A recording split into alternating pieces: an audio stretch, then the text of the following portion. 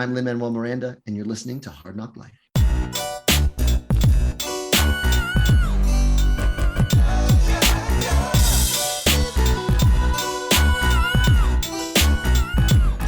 Well, it's the NOC in full color. You see me? The Hard NOC Life. Comics, movies, and TV. Welcome to Hard NOC Life. I'm Keith Chow. I'm Britney Monet. Hi, I'm Dominic Ma.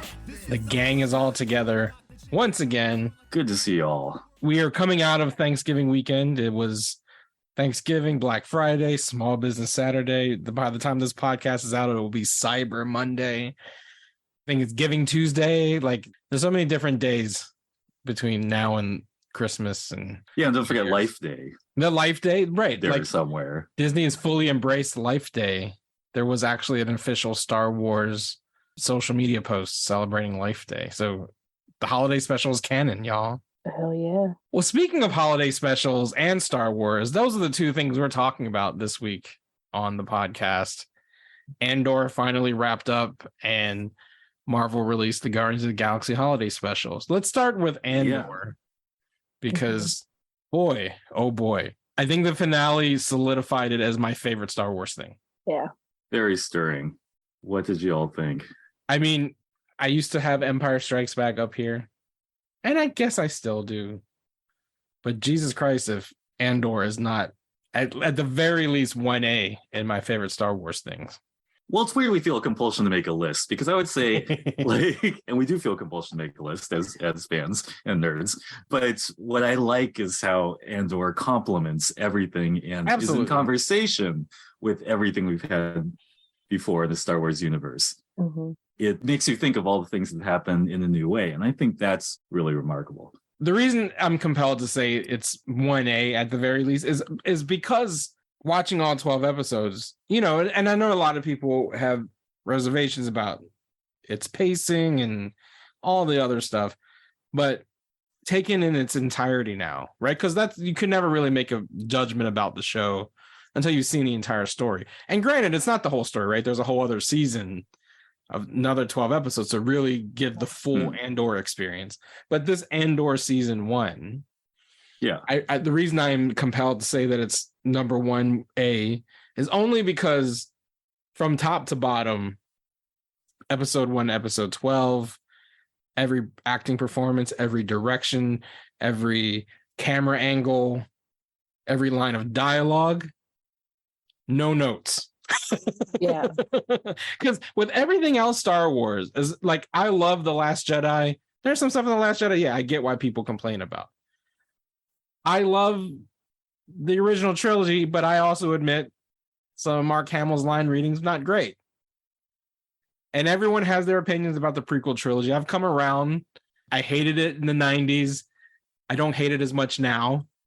It was 1998. The exact, and then the 2000s, but you know. But Andor, I mean, even The Mandalorian, Obi-Wan Kenobi, Book of Boba Fett, like every Star Wars Rebels, like there's some Star Wars Rebels episodes where I just kind of zone out and don't pay attention. You know what I'm saying? Every single moment in Andor is thrilling to me. And maybe it's hyperbole, maybe it's recency bias, but well, I think again, there's going to be a second season, but I think this season had a specific project and it accomplished that project very successfully. I mean, the thing I keep coming back to, and I just want to know what you all think of this, is that in a stage play sort of way, it's centered around a basic question. This is my interpretation of it. The basic question is, there's a society in conflict, two basic sides. Do we just keep killing people who are not in line with our view of what a good world is?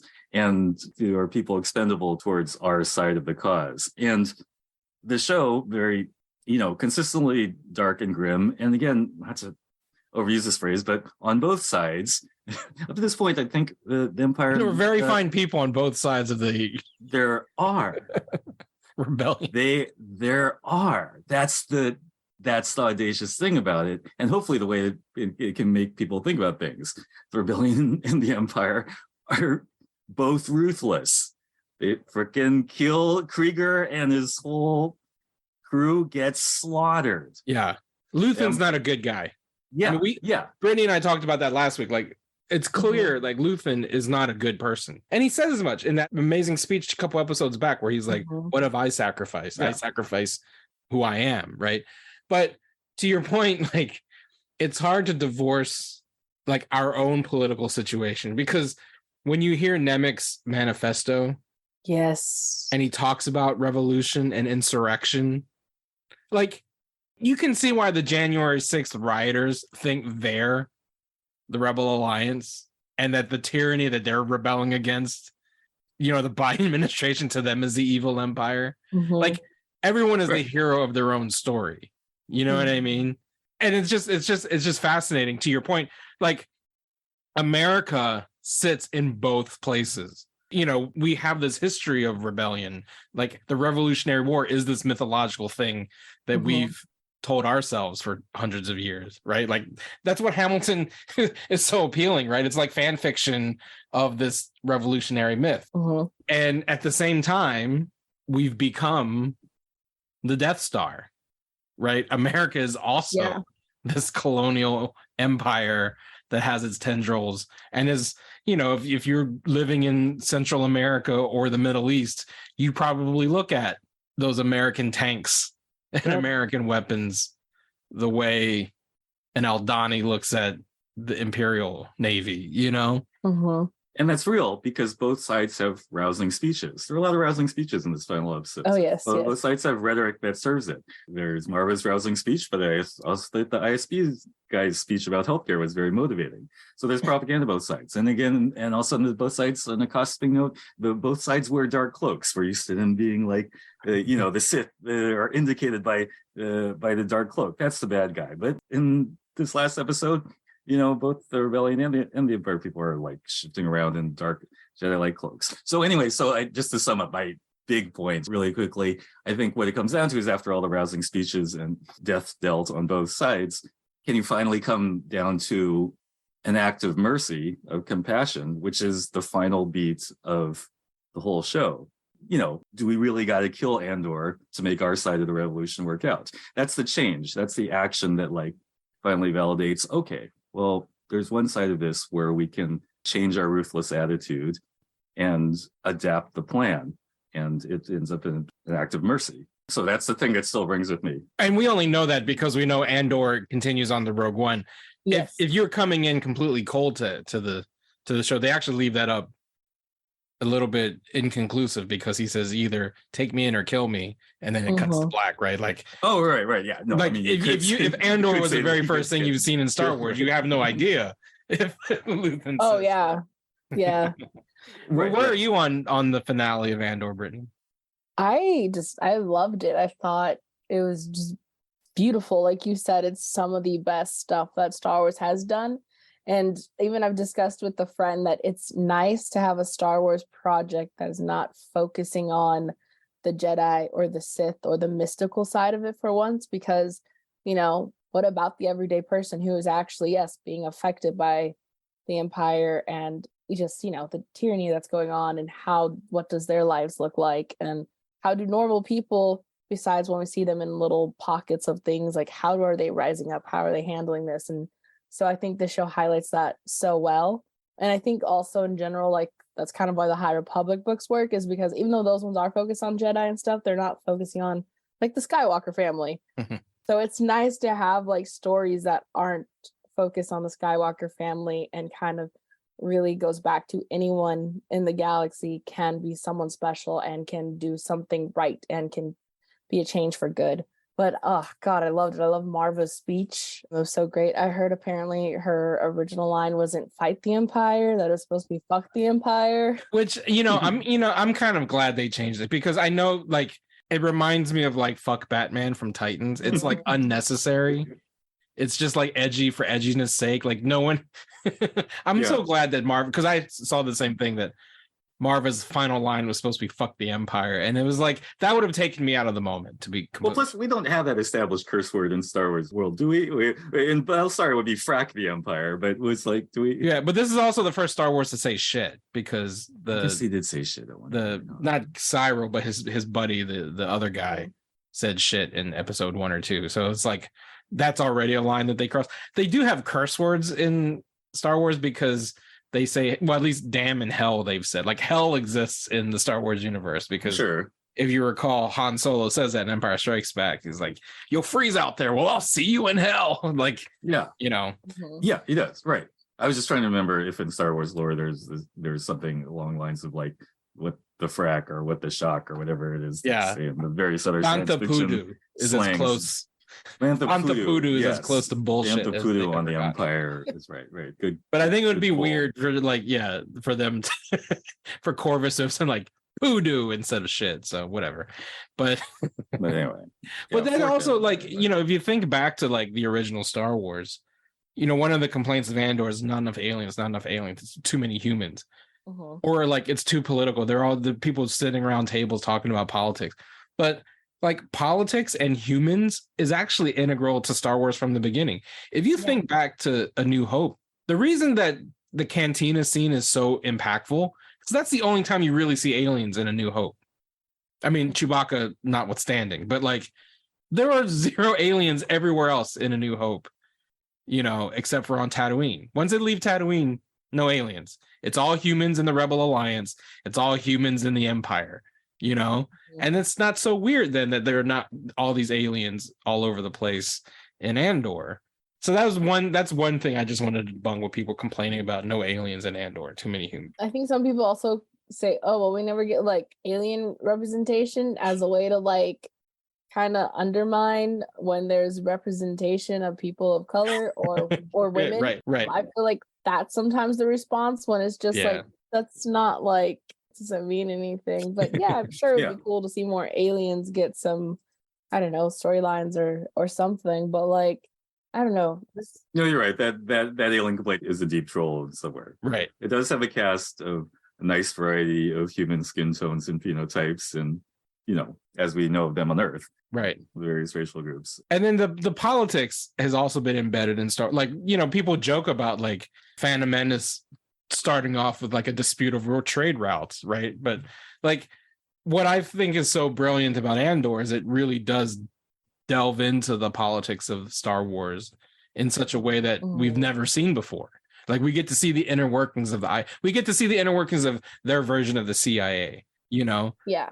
And we get to see how like a senator who has empathy for, who is progressive, like Mon Mothma, who's like actually like, you know, against her own, she's so progressive, she kind of doesn't believe in her own culture's like religious practices, you know what I mean? And the cruel irony of Mon Mothma's storyline, which I did not anticipate going into Andor, is it's all about her sacrifice is accepting her cultural background, right? Like, because for her to marry off her daughter loves it. She's like super into the braid and all that stuff, right? Oh yeah. So she's happy to be in this arranged marriage, but that's the sacrifice that Mon Mothma is giving in order to cover her debts and fund the alliance, you know? Yeah. I did like her scheme to try to throw her husband under the bus. that wraps up nicely. Yeah, that was great. I hope we get to see Canto Bites again. I've seen some people complain about that scene. I don't think they understood that she was purposefully making up the fact that he's gambling. Well, probably not even making that up. I'm sure he actually is like a jerk who's gambling away all their money. But the whole point of that was to cover her tracks because she couldn't figure out another way to cover up her banking debts. Yeah, she was saying it out loud for the spy to hear. It's all very crafty. Very smart, yeah. I will say this show is a little overrepresented on British people. If we're going to talk about, you know, the make of the show, my God, they are from the United Kingdom. Everybody, they're so British. They say like lieutenant and privacy and like schedule. But you know, like they do say schedule. And you know, like Star Wars, we're used to like 40-50% British people, but this one was like 95%. It's because they filmed out there, so if they can, they're gonna it's cheaper to have an actor that's already based in London than like flying people out. They're already flying a couple of people out, so it's just like let's keep most of the cast. And the Empire has to be British. Like it's weird when there are Imperials who don't have British accents. Right. Again, that's what makes it the parody of the Empire and the Rebellion. That also goes to that. And of course, with important exceptions like Andor and Bix. Right. But everyone else has British accents. Sint has a British accent. Vel has a British accent. Right. Cyril is an American, which is interesting. He doesn't have the UK-ish accent when he's talking. Oh yeah, what's the name's very British. He looks British because he looks like Ramsay Bolton. It's easy to forget because Stellan Skarsgård was actually born with the Star Wars name when it was female, so sometimes I think he's just a fictional person. But he makes that choice at the end, and it kind of a funny meet cute at the end with Karn and Miro running away from the ride. I was worried they were going to kiss. I'm glad they didn't kiss. Yeah, that would have been too much. Had they kissed, the tension was enough. I would have said, okay, there's one note I would have had for Andor is that kiss was stupid, but they didn't, and they kept the tension because what's brilliant about the show is that it built the way it builds to every episode in this season, but particularly this one, the way it builds attention. I love that the funeral march was the diegetic music that also fueled like the action in the scenes, because even when Andor is kind of like rescuing Bix, the music that's playing is the funeral march. It's not whoever, like Michael Giacchino or John Williams, right? It's like the people with their space instruments marching down Brick's Road in honor of Marva, and like the way it builds up Rosso with the brick, like all of that, and the staring down of the Imperials. It was just so brilliantly shot. And they kicked B2 Emo. I'm so sorry. That made me mad. They kicked B2 Emo. They kicked him out of the way. Well, and that's why that's what kicks off the rebellion, is knocking B2 Emo over, right? Like that was the don't kick my droid. That was the Lexington Concord of the Star Wars rebellion. Yeah, and did I miss this, or is the brick actually made from like That's Marva? He hit the Imperial with Marva. He hit them with Marva. Okay, yes, that's what I thought. I just, again, the world building, like Ferrix is a planet we've never heard of until Andor, and like now it's like my favorite Star Wars planet. I'm like, thank God there was no Tatooine in this series, right? Like I'm so sick of or any sand planet at this point, Jakku, Tatooine, whatever. I'm tired of the sand planets. I'm glad now we have a brick planet. But they have like the culture and even with the funeral and like everything about it, the world building of Ferrix was brilliant. Shout out to Tony Gilroy, like his fingerprints are all over this series. It really was like a mature take on Star Wars without having to go like overboard with fuck the Empire. I'm thankful they didn't do that, but I understand why, like, if you're a 10-year-old, you might not like this show so much. I will get a little critical. What do we think about the flashback scene with Dad and cleaning out those little gearboxes or whatever they are? I liked it. Yeah, I like the way they handle flashbacks in Andor because it's thematically relevant to what they're trying to say in that particular, like one of the problems with Book of Boba Fett is that the flashbacks were so fucking random. It's like, oh, he's in the back to tank, and I guess it's a flashback. It has nothing to do with whatever's happening in the present. Whereas this, like the thematic relevance of, instead of abandoning, the gearbox, we understand that you have to go back and fix it. And that's kind of what Andor does. He doesn't just abandon Bix, for example, right? Mm-hmm. She could have just been left behind. Her mind was gone, but he rescues her, and he chooses to, Yeah. Mm-hmm. We'll find you. He finds a way, and that's one of these big taglines from Rogue One. And I like how they got. And we also find out what they're building. Yeah, right. And this is the first episode with a post-credit scene, which we all guessed. We all guessed that they were building the means of their own destruction, but it was confirmed if you stuck around after the credits for the final episode. I like how it confirmed that's why they would need so many of that thing. Need a lot of linking points to make this small moon-sized space station. So now that we've reached the end of Andor, I know that we don't need to rank these things, but because we're nerds and because we're Star Wars fans, we kind of have to. So if we were to just take all the and I would just confine it to live action Star Wars, and let's just confine it to live action Star Wars series, because now there's been what? Yeah, because I was just like, some of the movies are still going to be in front of Andor as of right now. Not that Andor isn't great, but yeah. But of the live action series, we've had The Mandalorian, we've had Book of Boba Fett, Obi-Wan Kenobi, and now Andor. I think it's clear where I rank Andor in the Disney shows, at least. But what about you guys? Is it as high as I know Obi-Wan Kenobi is one of your favorites, Brittany. I can see it on your face. Yeah, I was gonna say, sorry, Kenobi is still number one, but Andor is definitely number two. Then obviously Mandalorian, and then Book of Boba Fett. But I would say Book of Boba Fett episode 2 is before the rest of the Book of Boba Fett, and then the rest of Book of Boba Fett. Like, just rank them by episodes at this. Because that was a really special episode. Yeah. That episode was so good, and then the rest of the show was So just bad. like, yeah. And then like a quarter of the show is The Mandalorian.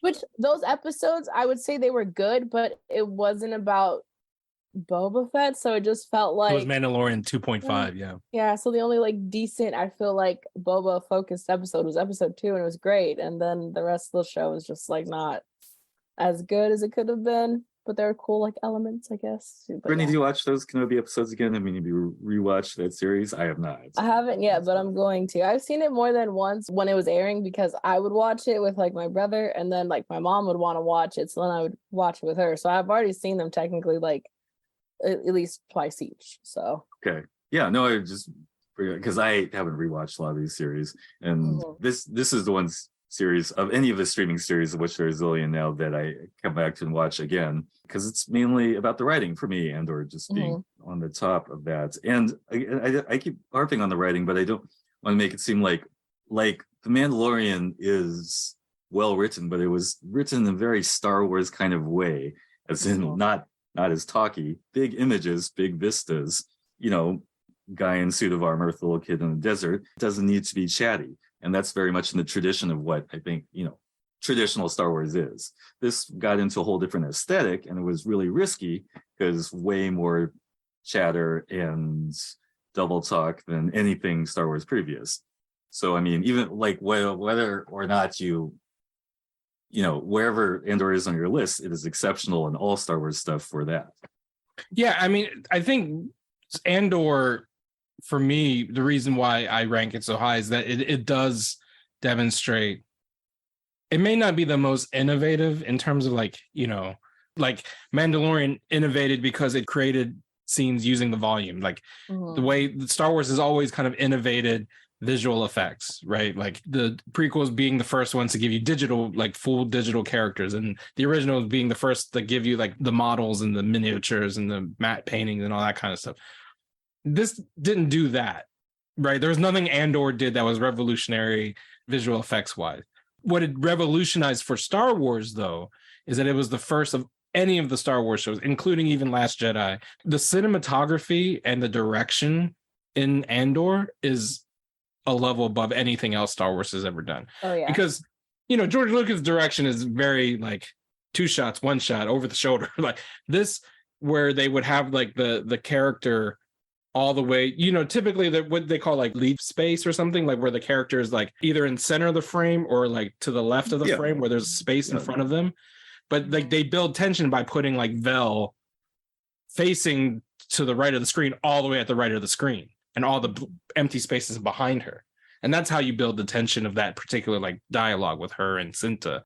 Star Wars, they never did shit like that, like from a cinematography perspective, And even like the funeral dirge, thank God they didn't shoot this in the volume, because like seeing that sea of marching band and the sea of citizens of Ferrix, knowing they're all really there in the set, staring down the stormtroopers and the Imperials, you can only do that with practical sets, So like that's what I thought was so brilliant about the show, is that the few episodes back where Diego Luna had 0 dialogue, but carried like the entire episode when he was in prison without saying a word, and it was all in his face. like that kind of stuff, those kind of risk taking is what I like loved about this show. Yeah, and I'll dispute you a little bit in just that I would say that Last Jedi was the most risk attempting. Yeah, because Rian Johnson does that shit too. Good extreme framing. right. I know you guys like it more than I do. I think it's still debatable how successful he was in that risk-taking ambitiousness. In Andor, I think again they realized this to change the aesthetic kind of idea. As a Last Jedi apologist, right? Like I fully admit, like there's there's an apologist. No, It's no, just I mean, but Last Jedi is awesome. It's just something people fight about. Brittany and I have survived the Last Jedi wars over the last 5 years, right? Like we know what it means to say I like the Last Jedi and the vitriol that engenders among people. But to your point, I mean, one of the things I loved about that movie is that similarly, it did try to take risks and did try to like shoot Star Wars in a way that Star Wars has never been shot before. And some of the most beautiful images of Star Wars was in The Last Jedi, and that's what I appreciate about it. But yes, there were some things in Last Jedi that didn't work as much. But what I thought was also brilliant is that there are seeds in Last Jedi that bloom in Andor. Because Last Jedi is, I would argue, the first of all the Star Wars properties to really introduce the gray area between the dark and the light. You know, the whole Benicio del Toro character is meant to be like, hey, you know, I sell weapons to the First Order, but I also sell weapons to the Resistance. You know what I mean? Like, who do you think Canto Bight patrons? They don't care. They only care about money. You know what I mean? Like that kind of like moral ambiguity was what I think people rejected about Last Jedi, to be honest, right? Because it was like it complicated the dark versus the light. Yeah, and I think people are so used to these are the bad people, these are the good people, and there's nothing in between, or there's, you know, it doesn't overlap in certain ways. And yeah, I think that's what made a lot of people uncomfortable with The Last Jedi. And then obviously everyone always goes back to Luke's characterization. And it's just like, I think also people idolize their heroes so much that they don't realize that, like, you know, even your heroes can mess up and make mistakes, and sometimes make mistakes that are very detrimental and can cause this huge chain reaction of then now having someone as equally as powerful wanting to, you know, just destroy the whole world because of that one little tiny mistake. So I think it's like some people just, I don't know, they don't realize that like people are much more complicated than what, you know, you think they are. So that means the characters are also going to be more complicated. If characters are supposed to reflect people, you know, in the real world, it's like then characters got to be complicated. Yeah, and I think to the degree they have the space to do that, because this is an episodic series, right? They set a rhythm, and it's a little more spaced out. And that feature thing, we're kind of like compressed into like we got to get this big aesthetic change in like 2.5 hours, and characters with great moral ambiguity. Shout out to Tony Gilroy though for referencing Canto Bight in this episode. Well, yeah, it's gotta keep it real somehow. I mean, I read an interview with Gilroy where he's saying there was some earlier draft before he was brought on to do Andor, some earlier version of it, which was more basically just Andor meets K2SO and they go storm a castle, you know, something more conventionally Star Wars adventure arc. And he obviously ripped that up and did this whole other thing, which is not to say I think that's where they're going. The second season, there'll be some version of we'll meet K2SO and go storm a big castle. But I appreciate this. The way it's led up to a lot more, I think. Well, I think it's similar to like what Rogue One looked like before Gilroy became a part of that too, because like Tony Gilroy was brought in to Rogue One to kind of reconfigure that movie, because what we got in the final product was not what Gareth Edwards was doing. Like there are whole scenes in the original trailers that don't show up in the final cut, because this was when they were doing these Star Wars stories, you remember, like there was whole bunch of, you know, interference, and I think for the better. I don't think anyone's clamoring for the release the Gareth Edwards cut of Rogue One, because what came out was great. Right, exactly. There's no like release the Edwards cut. But I'm curious to know what it's similar to like Solo, when the Lord Miller version of Solo, they were already filming when they got fired. Were halfway done. When Ron Howard got brought in, you know, so like I would be interested in seeing the Lord Miller cut of Solo. Yeah. Yes. Well, and I don't know, because I know Ron Howard is great, but I just feel like whatever Lord and Miller were going for probably would have been something I actually would have enjoyed. and maybe would have then actually enjoyed Alden as Han, but like I don't like what we got. Yeah. Yeah. And a lot of people would argue this is like just Andor does a lot of things that like Solo maybe tried to do. Yeah. I mean the espionage, the sort of scoundrel main character angle, but yeah, this experiment worked out a lot better. I mean, Cassian is kind of like the Han Solo of Rogue One anyway, so it does give For you sure. like what would Solo have been like in capable hands had we gotten that. Last thing I wanted to bring up before we go to break, we kicked this whole conversation off with a reference to Life Day and the Star Wars Holiday Special. That's the other live action Star Wars thing that's not a movie. So we can probably, I would rank that. That's actually my favorite live action That Star one Wars thing. I've actually never seen it. You've never seen it? Then you also you have to see it. Oh. You also have to include the Ewoks Battle for The Endor. Ewoks, yes. Those are two live action features. Let's if we're going to be comprehensive. Well, I wanted to ask you though, like, you know, because Star Wars is at least embracing the idea of Life Day, and you know, now that we're in the holiday season, the Star Wars social media accounts are saying Happy Life Day and showing you pictures of Wookiees in red robes. Will we get the holiday special on Disney Plus? I think, like, at this point, why the hell not? They should. Was it not on? I thought it was on it. No, it's still taboo to fully admit that the holiday special is a thing. What was that year we were all watching? Was I watching a pirated version? Yeah, it was on YouTube. It's still on YouTube. You can still find it on YouTube. Okay. Maybe that's what we were doing. But it has not been officially claimed by Lucasfilm, right? But my thing is, like, George Lucas ain't got shit to do with Lucasfilm no more. Like, they can they have it. They can put it out on Disney Plus and let everyone see it. But again, you can just find it on YouTube. And they can also do, like, you know, a new one with actors that are still alive and still wanting to do Star Wars. Yeah, heck yeah. I mean, that's my thing. Like, I think the holiday special is a great artifact, though, and everyone should just watch it just to see like a coked out Carrie Fisher and Mark Hamill, like be their characters. Watching B. Arthur cook is B. Arthur cooking? No, B. Arthur doesn't cook. Somebody else is doing the cooking. I am not having this I recall singing. Holiday special. That wasn't in the Ewok movie. That's a poor segue into the Guardians of the Galaxy holiday special, which we'll talk about after the break.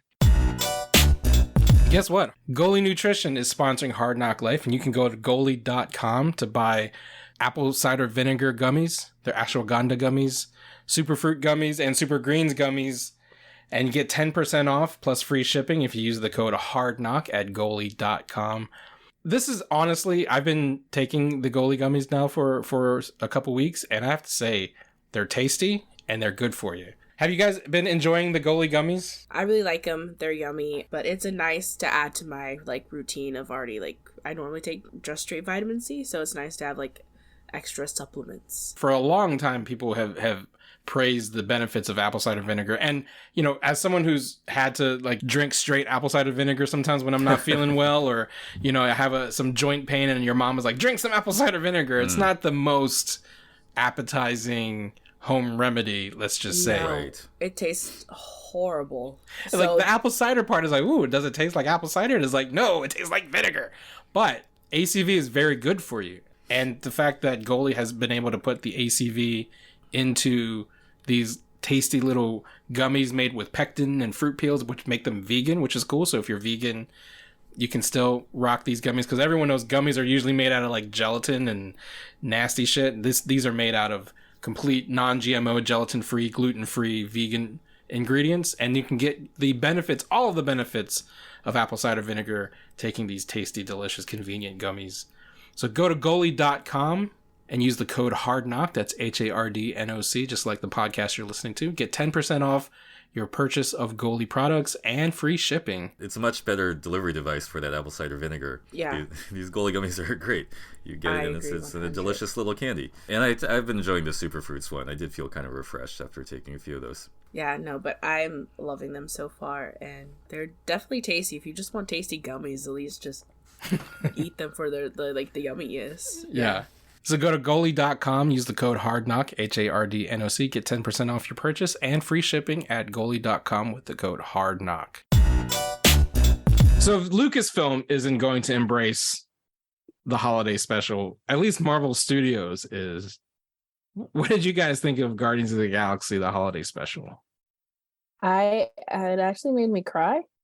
Oh, I don't know what's wrong with me, but it made me cry. Guardians has a way, like, unexpectedly making people cry, because I remember crying at Yondu's funeral in Volume 2. And I don't even really like Volume 2 that much.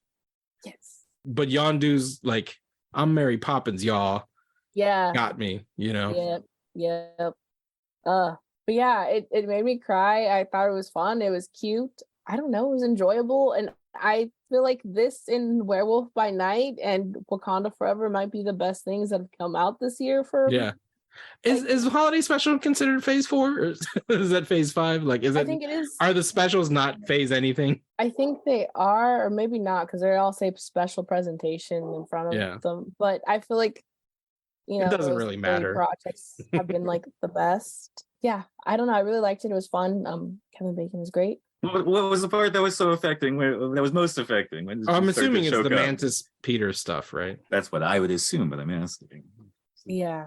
Was it the sister that part? Made me cry? Yeah. Yeah. Okay. So I don't know why the part in the beginning, when even though it was animated with Yondu and him like throwing away the Christmas tree and stuff, that made me cry. And I was like, Yondu, no. And then another stuff with Mantis and Peter when he was like, oh, it's the best gift I could have gotten. That made me tear up. And then when they showed the little like flashback of what actually ended up happening that Christmas, and I was like, oh, my heart. Yeah, he gets the 2 blasters. And the secret origin of Yondu's obsession with little troll figurines, right? Yeah. I know. That was sweet. So, Dominic, you've admitted you're not a huge Guardians guy. Yeah, but apart from that, I mean, I thought it was fine. I thought it was just there. I didn't have a big emotional reaction to it, but that's okay. Like a lot of James Gunn things, it was sort of the pleasures and the pop cultural reference tracking of it. Remind me, did we meet that Cosmo dog in one of the movies so far? Or was that in the video game? Yeah. No, in the movie. Okay. Cosmo was in the first Guardians, because Cosmo was in the background in the collector's collection. And then I think the end credits of the first one is when Howard the Duck breaks out of the thing, and then I think Cosmo comes up to Howard the Duck at the end of. Oh, okay, that sounds right. Yeah. I just couldn't remember because but Cosmo didn't have a came voice up in the video game until this special. And then Cosmo's voiced by the actress from the second Borat movie, who was nominated for an Oscar, Maria Baklova. She does the voice for Cosmo. Hilarious. Yeah, the cool, distinctive voice. I liked when she brought the gift to Kraglin, and it was the like rat thing. Oh, the rat. That's right. And he was so like, he was like, "Oh, thanks," and she was just so pleased with herself. I thought her was so cute. But I loved Groot's gift of like here are the scenes from the show we just watched, and then Kraglin had a figure of Kraglin holding Kraglin. Holding Kraglin. Like, do we think carved out of his own flesh? Those I think so. Toys. Yeah. Did we think Groot is a guy in a suit? That's a Groot suit. That wasn't CGI. It was like a weird, like, I was like, why does he look so weird? He's finally bulky enough that it could be a guy in a suit, right? Yeah, he's a guy in a suit. With like CGI like face and stuff, right? But like, yeah, it literally could have been Vin Diesel himself, because I was just like, yeah, he's like swole Groot. Yeah, I took it as teenage or late teenage Groot is going through a gym phase, or like you say, he wants to get swollen, jacked, and which is a phase that all growing kids. Which I'm all for practical effects. So I was like, oh, cool, they got a guy in a rubber suit playing Groot. That's really cool. I loved it. I love seeing more of Drax and Mantis, because I just think I always like their bits in the like other movie, but then like to actually really let them shine was great. Yeah, and then I really love the fact that they gave like Palm Clemente. Even though she was not first billed, she's literally the star of this special. She's the main character. So it was so great to see, like Britney just said, Mantis kind of take center stage, because I had read about like Mantis and Drax go find Kevin Bacon, and that was the story. But like, you really get to see Drax and Mantis, but particularly Mantis, come into her own as a character. And hopefully that pretends that she has a bigger role in volume 3. Hopefully, I was laughing so hard when they were at the Hollywood Walk of Fame and they were like, Steve! And it was not Steve. And then I was like, they're getting so much money from like them taking pictures with like Drax. And then, it was just all good. And I loved when they find out that Kevin Bacon was an actor. And then like Drax was like, oh, he is Rapunzel. And he's like, oh, and he does all that stuff. Like, it's hilarious. I also love, speaking of this map of the stars, John Cena and Margot Robbie are actors. They exist in the MCU as Margot Robbie and John Cena. So you can never cast John Cena nor Margot Robbie in an MCU movie going forward. Because they were on map. They were on the map. Okay. When they show the map of the stars, you see like Margot Robbie. Technically, Kevin Bacon has played a X-Men character. Dominic and I talked about that a couple episodes ago, how he's Sebastian Shaw and he's actually the first mutant in the MCU. Yeah, that's really funny. And then I liked when they were like, we need you to like be a hero, and he goes, okay, I'm Batman. Yeah, again, confirming the DC universe exists in the MCU, because remember Eternals mentions Batman and Superman. Mm-hmm. So I wonder I wonder how that works. Like, you already have real life superheroes in your world, but people still read about like Superman and Batman. Yeah, the comics have to be about something. I don't know. They make money though every time someone mentions it, apparently, so they do it. So that's why they mention each other.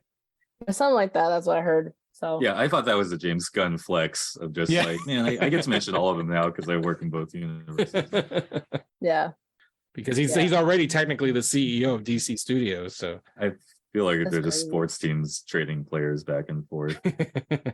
And yeah, speaking of universes colliding, I was very interested in that GoBots reference. It was nice to see the GoBots again. For those who don't know, GoBots were like the knockoff, slightly Transformers. cheaper, less popular version of the Transformers that came out. Maybe seen like one episode of GoBots. But Yeah.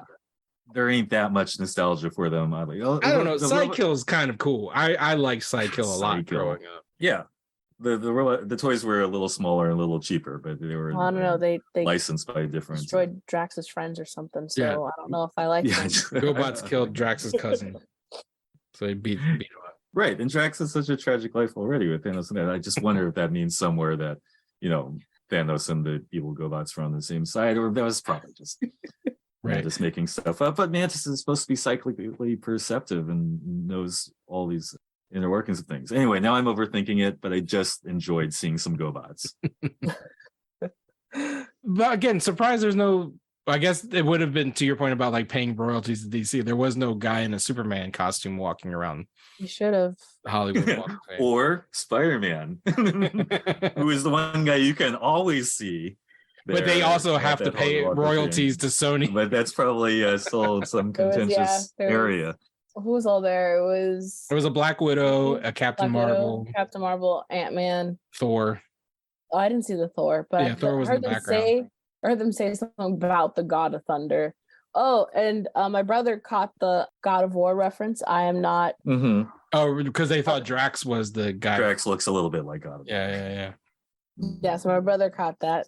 He got excited for that because I think he just got the new game too, or something like that. Yeah, there was a new one that came out. Yeah, I joked about how John Cena and Margot Robbie are part of James Gunn's DC universe. Mhm. Their faces popped up in this. I wonder, now that, to your point about James Gunn being the head of DC, will he migrate some of his Guardians? Well, he could. Who would you picture Palm Clementif as in the DC universe, or Dave Bautista? Who could they play in the DC universe? Well, I don't know who's the people. I don't know if they're going to be two of the characters who die just because they got some shine in this one. Gosh, but I They'll don't die know. in Volume 3 and migrate over to Because the he did DC say universe that he's killing off characters to bring them to the DC universe. probably. So it could be those two. Ah, gosh, I don't know who I could see them playing, but I kind of want to. I feel like this is maybe too out there, but Dave Bautista's Lobo. Yeah, because someone's got to be Lobo because Jason. Because it can't be Jason Momoa. Well, it can't be it, even though that would be such better casting. But sorry, go on. No, it's a good question. I would like to see Palm. I can't say her last name is someone without the bug eyes. Maybe it's like someone with a human face for some DC person. I think she could be a cool Cheshire. Thatcher. Do you say Cheshire Yeah. from the Teen Titans villain Yeah, from Young character? Justice. Okay, Yeah. why not? Good call. I think she'd be a really cool Cheshire. Yeah, and that's a character just obscure enough that James Gunn is like all over it. And again, not too many Asian characters in the DC universe, right? Like there's only a handful that you can. Do you think Cheshire's Asian? Well, she is in Young is she? Justice. I don't know if she is Okay, in the fine. comics. She was voiced by Kelly Hu in Young Justice. I mean, it totally works. Yeah, not to go on a tangent, but yeah, you were speaking of actor ensembles, right? Like the guy who was the bartender in the bar that they go to get drunk was also a Javelin and Suicide Flula Squad. Borg. Yeah, Yeah, we met on the press tour. He's very Yeah. distinctive characters. Hard to forget. I remember when that video of Flula talking about Karen poops at parties, and like, I don't know if you guys remember his YouTube stint. Remind us. Yeah, Well, he would just do stupid like vlogging videos about like, adjusting to American like culture, or why do Americans say these things. And he was just like, one of my coworkers was talking about, yeah, but we don't really like inviting this one coworker to parties because she's a party pooper. And he was like, she poops at parties. Like, how loud is it? And in his accent and all that stuff. So it's just like really funny. Or the proof is in the pudding, another one that he talks about. Like, I don't know, he used to do like little like stupid kind of videos like that, and that's how he got famous. So now when I see him and stuff, I'm just like, that's the poops and party guy. right. I'm sure that's how he got the job. It is particularly ridiculous sense of humor, and so that's how he got the coveted role of Javelin. Like, I mean, I think it's just like he's an interesting guy to find a part for. Wait, can I go back to Guardians for 1 second? Obviously, the emotional core should be this brother and sister finding each other again. But again, I don't remember the Guardians movies that well. Does Mantis have a mom? Yeah. She says in volume 2 that Ego found her.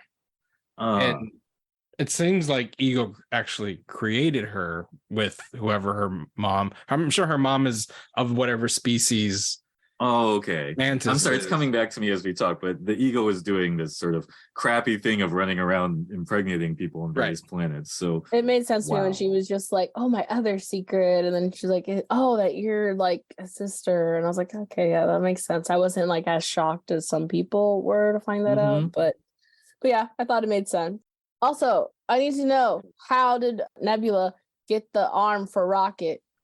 Yeah, what's she doing Bucky's arm? That's a big mystery, because that's Bucky's Wakandan arm. That's his vibranium. He just went and hacked it off in his sleep. It's like, Wakanda will make you another one. When Io took it off, did she ever give it back to him? I don't know, but I'm just like, how did she get it?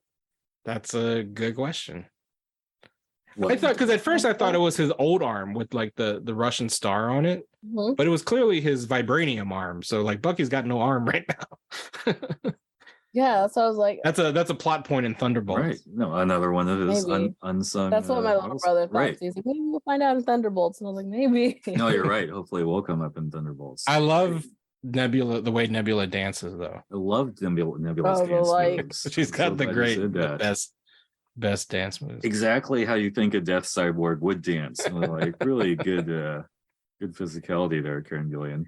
Can I also add, I want to put on my fantasy fan wish list, James Gunn, if you're listening, now that we've established that Star-Lord and Mantis are related, it would be nice in the future if they could have a conversation about that one time on Titan when Mantis totally had Thanos completely under wraps and would have avoided the whole problem, except for that time your freaking half brother went in and went all aggro and stomping him in the face, which caused half the universe to die.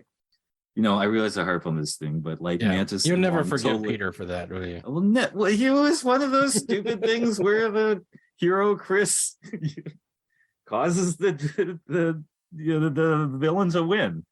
Essentially, yeah, but someone was gonna have to be the person to mess it up, and I feel like it's Star-Lord probably makes the most sense because he's smart enough to try to not mess something up, but like dumb enough to not dumb enough, but like emotional enough to like let his emotions overcome it. Which something is that Yondu's been always trying to tell him, like, you gotta like, keep your emotions back and focus more because it's gonna get you killed. And then Yeah. they referenced it again in the, the Christmas special kind of thing. Like, you can't do that out here. And so I think it was just like he was the right person to basically. No, you're right. It was totally fumble. appropriate for the plot moment. I just think that now that they have a closer connection, and also because Mantis has always been a little bit shifted to the side, even though again she could have won the whole Infinity War, but whatever. Like now they can have more of like a sibling conversation about that time. Just like a check in on your behavior, bro, kind of thing. All right. Well, with that, Brittany Monet, what's nerd popping? So this is kind of weird. I might have seen Chris Evans the other night. So He came into your shop. I Not on the Hollywood Walk of Fame, that guy who was not. You were like, Steve. I know, that was like, so I went to go see this band called State Champs at the Anaheim House of Blues, which is literally like 5 minutes away from Disneyland. And so I took a coworker with me who's like, this was their first concert too, by the way. And so, and he was, when he came back from the bathroom, he was like, there was this guy in the bathroom who, like, I could tell he was like someone really famous because he was trying to not be recognized. And he's like, and I thought he looked familiar, but I couldn't pinpoint him. And like, he knew that I recognized him. He was like, shh to me when I recognized him. like you're in the Smithsonian. Yes. And he was like, and he looked more familiar when he did that, but I can't place him. So I'm like, okay. And then, so then the concert was over, whatever, we're leaving. And then you could tell this couple walking closer to us, white people walking closer to us, where they also came from the concert, but like came from a different direction as like leaving. And as the dude got closer, I was like, that guy's really handsome and looks really familiar. And he got even closer, and he had on this like very tight maroon shirt that like is something that Chris Evans would probably wear, and a hat, like, folded, and then beard, very pretty white dude with like bluish greenish eyes. Mm-hmm. And when he was close enough in my face, like where I could like really see, I was like, and I looked at my coworker and I was like, Dylan, I was like, that's Captain America. You're like 70% sure, and he was 85%. He's like, yeah. He's like, oh, that's the dude I saw in the bathroom. And I was just like, you like lived out a scene from The Winter Soldier for real. He did, yes. And yeah, that one where he's trying to be incognito in the mall. Yeah, and then I was still talking to Dylan as like, so then they had got on the elevator, Chris and I'm assuming it's his girlfriend, and they got on the elevator, and he like kind of looked down and then looked up at us because he knew we recognized him. And then I was like, that's Chris Evans. And then that was like, yeah. So if he wasn't Chris Evans, he really looked like Chris Evans, was playing the damn part so well to like make people think it, but I think it was him. So that's a cool story. Yeah. Cool. So Dominic, follow that. Oh, well, I mean, this is nerdy only a certain kind of way. But I did want to just acknowledge Irene Cara, who passed away the other day. And mainly because she did a bunch of different things, but those two songs, Flashdance and Fame, are very formative for a certain number of us growing up in the 80s. And I just spent the whole day just listening to those two songs on repeat. So gosh bless to Irene Cara. Be at peace. She's going to live forever. People will remember her name. And Keith? Did it also involve a celebrity in real life? No, I did not meet any celebrities over the weekend. However, I didn't meet him. I just saw him, by the way. Same thing. No, you breathe the same air as Captain America. I can't believe that. The Black Adam movie is already on digital. So if you haven't had a chance to see it in the theaters, you can now rent it or buy it from iTunes or wherever you get digital films.